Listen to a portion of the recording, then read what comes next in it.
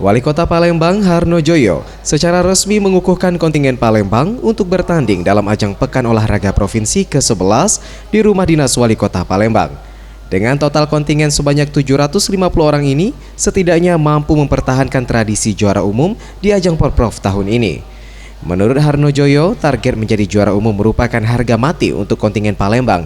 Dengan mengikuti 27 cabur yang dipertandingkan, kontingen Palembang optimis dapat memperoleh 175 medali emas dari 350 medali yang diperebutkan. Untuk memotivasi dan memberikan semangat bertanding, Pemkot Palembang siap memberikan uang saku sebesar Rp500.000 setiap atlet selama bertanding di Porprov 2017. Ditambah program Bapak Angkat yang siap membantu semua keperluan selama bertanding.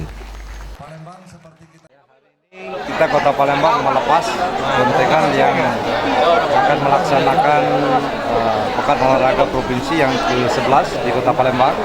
Ada kurang lebih 650 kontingen yang kita lepas hari ini, yang akan merebutkan kurang lebih 350 medali emas dari 20 tangkai, 20 cabang olahraga, 27 cabang olahraga. Alhamdulillah Kota Palembang semua kontingen mengikuti 27 cabang olahraga. Alhamdulillah selama 10 kali kita melaksanakan Porprov, baru sekali kita tidak menjadi juara umum. Tahun kemarin kita juara umum yang dilaksanakan di Linggau, ada 125 emas yang kita raih. Insya Allah karena ini dilaksanakan di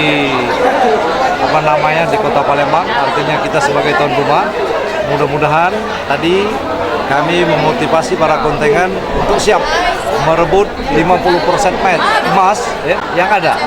Jadi kalau ada 350, 175 emas yang bisa akan direbut. Untuk bonus, Pemkot Palembang telah menyiapkan Rp10 juta bagi atlet yang mampu merebut medali emas, Rp7,5 juta medali perak, dan Rp5 juta untuk medali perunggu. Tim Liputan Sriwijaya TV.